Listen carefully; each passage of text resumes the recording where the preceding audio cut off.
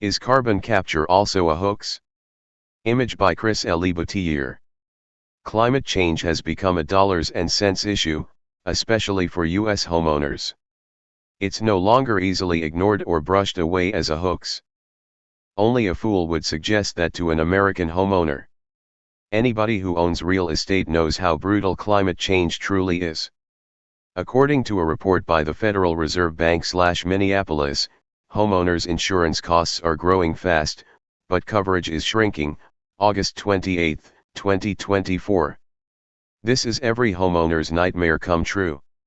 According to the Federal Reserve Bank, insurers are taking a beating from extreme weather. Where's the hoax when it is really needed? Climate change has turned disruptive seemingly overnight as the temperature barrier of plus 1.5 C pre-industrial, as defined by the Intergovernmental Panel on Climate Change, IPCC, is repeatedly violated. Carbon emissions continue to increase at the fastest rate in human history, feeding into an anamorphic global climate system that threatens homeownership. What's to be done? Almost everybody wants to believe that carbon capture will save the day. After all, something must be done to stave off an increasingly destructive climate system, right? Hopefully, the magic of technology will come to rescue civilization from the perils of human-caused global warming. But that's a wish list that doesn't necessarily hold true. Indeed, it would be wonderful if carbon capture could meet the scale of the problem soon enough to prevent a host of issues that are already starting to come down hard and faster than climate scientists ever thought possible. Example: meltdown of Arctic permafrost covering 15% of northern hemisphere landmass. It holds 1,600 billion tons of carbon, equal to twice what's currently in the atmosphere and now competing with cars, trains, planes, and industry. See, Arctic permafrost is now a net source of major greenhouse gases. New Scientist, April 12, 2024. Arctic permafrost is a humongous potential problem that's already in motion, acting up, increasing intensity. It could whiplash global warming into a frenzy. Then, homeowner insurance costs will literally skyrocket, pricing many, maybe most, Americans out of the home ownership market. Then, congressional phone lines will turn red hot with red-faced complaints about the government not doing enough about excessive CO2 emissions emitted by oil and gas conglomerates that funneled hundreds of millions into political war chests. Carbon capture capacity. In 2023, announced capture capacity for 2030 increased by 35%, while announced storage capacity rose by 70%. This brings the total amount of CO2 that could be captured in 2030 to around 435 million tons, MT, per year, and announced storage capacity to around 615 MT of CO2 per year. Source: Carbon Capture, Utilization and Storage, International Energy Agency, IEA. That represents roughly 1% of 37.4 billion metric tons emitted per year. Unless, of course, the oil and gas industry cuts emissions. Good luck with that, they're on a growth rampage. Extensive research shows that carbon capture, whether direct air capture, DAC, or carbon capture and sequester, CCS, is not a fast enough fix-it for the pace of global warming, unless massive infrastructure build-out with vastly improved technology is accomplished. More likely, as things currently stand, it's a Trojan horse that makes people feel warm and fuzzy that human ingenuity will conquer the biggest threat to life-supporting ecosystems. In fact, the sheer scale of the problem overwhelms the technology it's designed to fix. The tech crowd and Wall Streeters and oil and gas industry believe technology will come to the rescue by handling excessive CO2, removing it, controlling it. Not to worry, we've got your back. Yet, carbon capture has a long history of failure for decades. Think of carbon dioxide in the atmosphere like water in a tub, and our mission is to lower the tub's water level, but it keeps rising because the faucet is on full blast. The free-flowing tap is the global fleet of fossil fuel plants and cars pumping carbon dioxide into the atmosphere at ever greater rates. Investing in expensive, Inefficient air capture rather than vastly cheaper measures like renewable energy and electric vehicles is like buying gold-plated thimbles to bail out the tub instead of turning off the faucet. Source: Direct air capture, an expensive distraction from real climate solutions. Bulletin of the Atomic Scientists, December 15, 2023. Moreover, global CO2 removal is an immense task, in fact, nearly beyond comprehension. According to the Global Carbon Project, humans have emitted 1,500 gigatons, 1,500 billion metric tons, of CO2 over time, and a lot of it still remains in the atmosphere. Direct air capture and carbon capture and storage, current status. As of 2024, global direct air carbon removal capacity of 53 operational direct air capture DAC plants capture 59 kilotons of CO2 per year.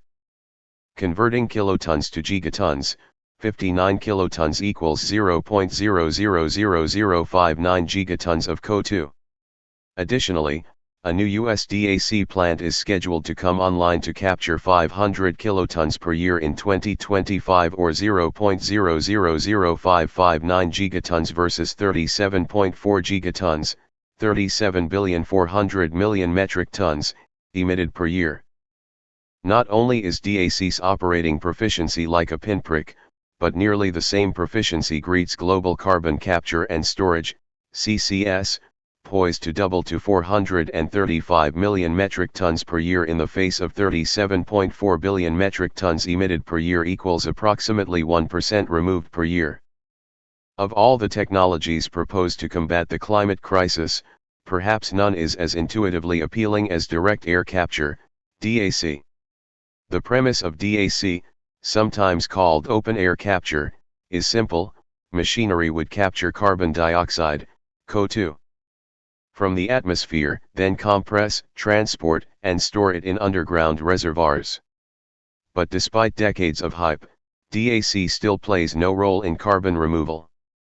The recently announced proposal to build a facility in Texas, an $811 million project that would be the largest direct air capture facility in the world, gives a sense of the scale of the problem. The plant owners promise to capture up to 500,000 metric tons per year, 0.01% of U.S. CO2 emissions. Direct air capture is prohibitively expensive and energy intensive. If it were ever to be successfully deployed, it would likely create more greenhouse gas emissions than it would capture. Source: Direct air capture, the dire climate consequences of capturing carbon from the atmosphere, Food and Water Watch, January 2023. Return on investment on the proposed Texas facility is insanely low or negative and embarrassingly wasting nearly $1 billion down the drain.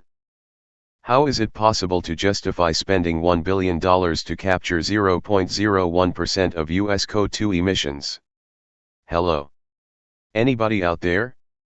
Fossil fuel industry enamored with DAC. The Texas $811 million DAC facility, we believe that our direct capture technology is going to be the technology that helps to preserve our industry over time, Vicky Holub, Occidental's chief executive, told an industry conference in March. This gives our industry a license to continue to operate for the 60, 70, 80 years that I think it's going to be very much needed.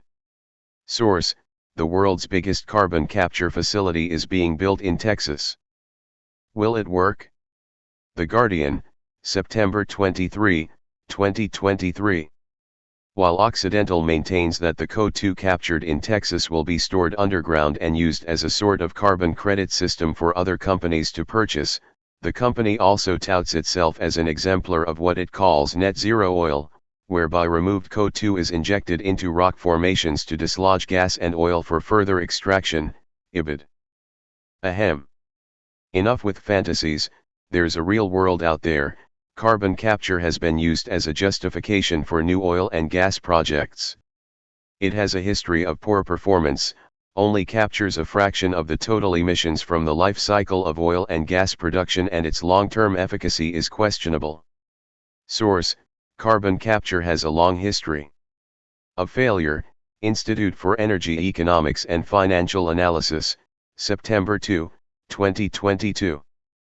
Moreover, when CCS is used in fossil fuel production, it aims to capture upstream emissions, those created during the extraction and processing of the fuels, but does not reduce the bulk of emissions that are produced downstream when the fuel is burned. It also requires significant amounts of energy to operate the CCS technology itself, leading to more emissions if that energy is from fossil fuels. In fact, critical analysis of CCS technology finds that CCS can in some cases produce more emissions than it sequesters. Studies that try to show the promise of CCS technology often don't include a full life cycle analysis of the CCS process, thereby missing the full picture of the technology's true inefficiency. Source: Unpacking Carbon Capture and Storage, the Technology Behind the Promise, International Institute for Sustainable Development, November 28, 2023. Upon review of CAD and CCS technologies, there's a glimmer of hope if the technology can be substantially improved enough to make a meaningful difference. Whether it can be improved enough soon enough remains problematical. Climate change, especially with additional installations of coal in India and China, is not waiting around for improved highly proficient technology to remove carbon. Globally, new coal-fired power station proposals continue to outpace cancellations. According to the Global Energy Monitor, additions to the global coal-fired power plant capacity during the first half of 2024 reached 3.6 GW, with 15.6 GW of the coal-fired capacity added worldwide between January-June and 12 GW of the capacity retired. Zeroers, global commissioning of new coal-fired power plants outpaces decommissioning of old ones, Global Energy, September 8, 2024. This guarantees more and more CO2 emissions and more planetary heat and tipsier ecosystems, bringing on extreme weather that sledgehammers home ownership insurance coverage. Politics has failed mitigation for years. Almost 8 years after the Paris Climate Agreement was signed, the world isn't on track to meet its target of limiting global warming, warned a comprehensive report issued by the UN's climate body. Source: The world isn't on track to meet Paris Agreement goals, says UN Climate Review, Politico, September 8, 2023. Frankly, it all boils down to politics as the guiding light for whether mitigation projects become truly effective enough to prevent global warming overshoot, which is currently on track as society's biggest nightmare because of a failure of politics to move mitigation efforts ahead. Example: Paris 15 targets of more than 150 nations are a crumbled disaster.